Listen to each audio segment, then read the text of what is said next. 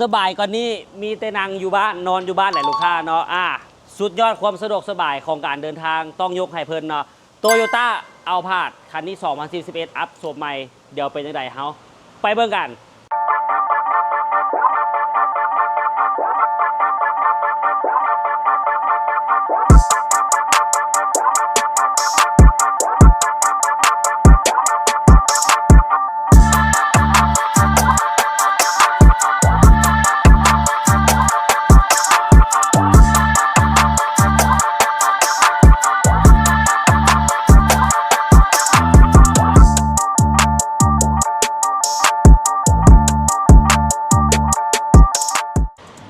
มาเบิ่งเอาเลยลูกค้าเนาะ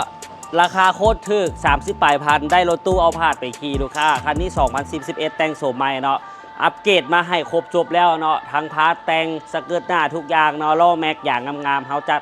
มาให้ครบแล้วเด้อลูกค้าเด้อเห็นบ่กระแจเนาะคีย์เลสเนาะกดปิดเปิดอยู่ประตูได้ทั้ง2เบื้องเลยเด้อลูกค้าเด้อหรือว่าเฮาจกมาไขแล้วมันก็อัตโนมัติล็อกให้เฮาได้เลยเนาะกดล็อกให้เฮาได้เลยนี่บอกไฟฟ้า2เบื้องเนาะลูกลิ้นหลากหลายเลยสามารถมี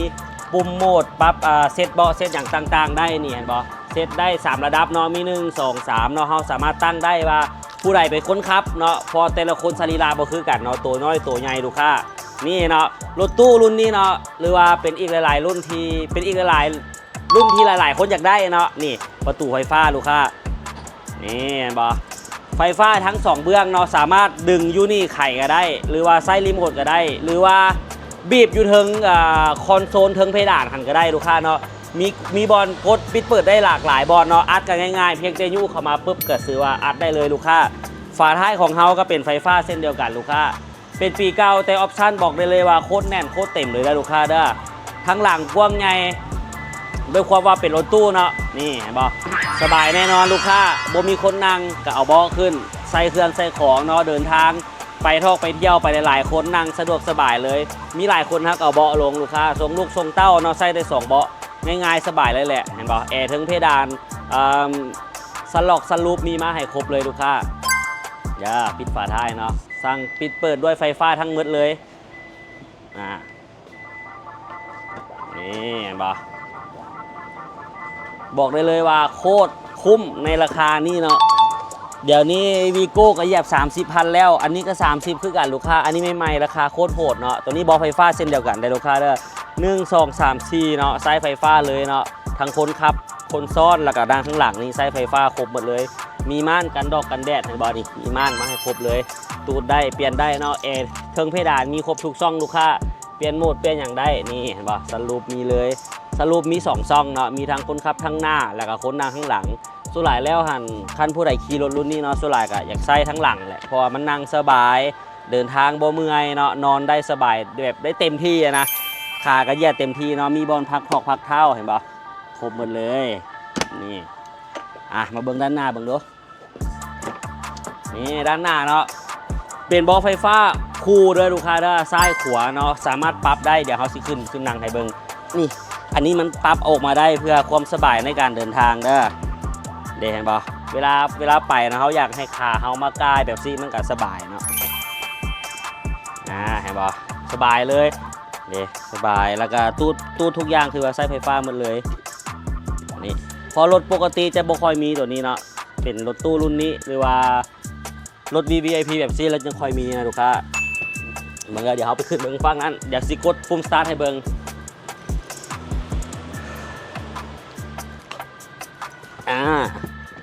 เดี๋ยวเขาสตาร์ทให้เบิ่งกันลูกค้าเด้อกระแจคีย์เลสเนาะกดปึ๊บสตาร์ทปั๊บเนาะจอตัวนี้เขาสั่งมาแล้วลูกค้าอันนี้จอเดิมโรงงานเนาะเขาสั่งมาเป็นจอ Android ให้บาทลูกค้ามาซื้อปึ๊บได้จอใหม่เรียบร้อยแล้วลูกค้าเนาะจักดีแอร์เย็นแน่นอนคอนโซลกลางปกติตัวนี้บ่มีเด้อแต่วันนี้เขาใส่มาแล้วเนาะซื้อก็ถือว่าแพงเติบได้นี่บ่อันนี้มีไฟเด้อกดให้เบิ่งเห็นบ่รายละเอียดเล็กๆน้อยๆเนาะแต่ว่าเฮ็ดให้มันดูดีเลยอันนี้ก็เป็นบอลไซซิซอกซิซูมีตัวนี้เสริมใช้ได้ตัวนี้ที่ว่าปิดเปิดอยู่บอลคนขับหันอยู่บอลนี้เนาะปิดได้เปิดได้ทั้งฝาท้ายแล้วก็ประตูข้างเนาะสามารถกดปิดเปิดได้เดี๋ยวเขาลงให้เบิ่งเห็นบ่ปิดละอันนี้ก็เป็นสลูปนี่เดี๋ยวไขเบิ่งห้องเครื่องก่อน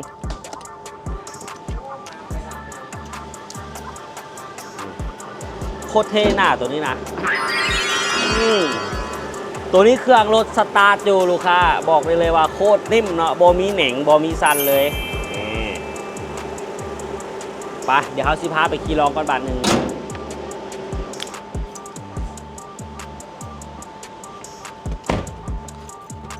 นี่กดปิดได้เลยง่ายๆเดี๋ยวไปเทสได้น้ำกันลองเบิ่งว่าความนิ่มเป็นยังไงเนาะความคักเป็นยังไง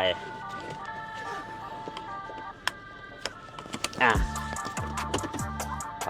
เกียร์เป็น2ระบบเนาะขึ้นภูลงห้วยบ่ต้องห่วงเพราะมีเลขลบเลขบวกก็คือว่าเราสามารถเปลี่ยนเกียร์ด้วยตัวเองเนาะเดี๋ยวสิลองให้เบิ่งเห็นบ่เขาอยู่จอจะขึ้นเป็นเลข4เนาะคันเฮาอยู่มาเขาจะดึงลงเลข3เลข2เลข1แล้วแต่เฮาอยากใส่เลยเนาะแต่ว่าคันขี่ในเมืองทั่วไปก็อยู่มาใส่ตัวดีปกติก็ถือว่าขี่แบบทั่วไปเลย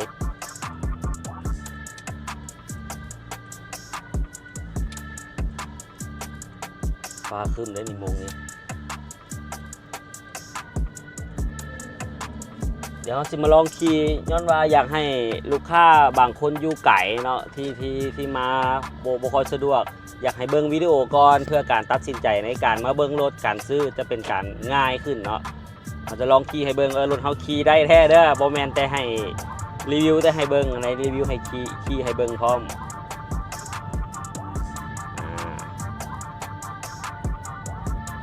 ถือว่าเป็นรถตู้เนาะแต่ว่าขี่โบแมนแบบรถตู้เลยโบมันเขาจะบ่ได้ความรู้สึกแบบว่าใหญ่เถอะถ้าคือรถตู้โดยสารรถตู้อย่างนะอันนี้ขี่เป็นฟิลรถเก่งเลยขี่ในเมืองขี่หอมน้อยหอมอย่างก็บ่ได้แออัดขนาดนั้นลูกค้า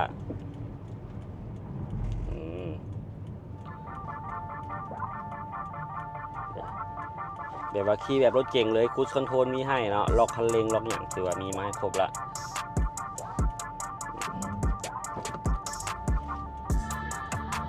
แล้วก็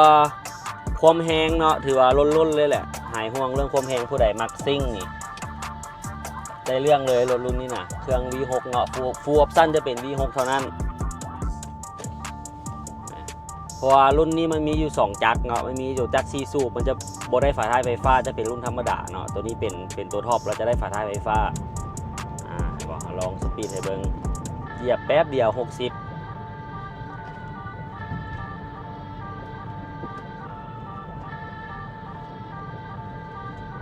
ฟ้าคืมฝนสิตกได้นี่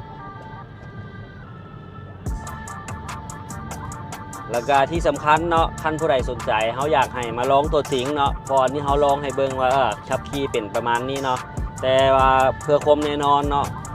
มาขี่ลองด้วยตัวเองเข้าใจฟิลด้วยตัวเองแล้วก่อนตัดสินใจซื้อเนาะมันจะเป็นการดีมาลมแห้งตอนนี้เดี๋ยวเข้ามาห้านก่อนเบิ่งพายุลมมาเลย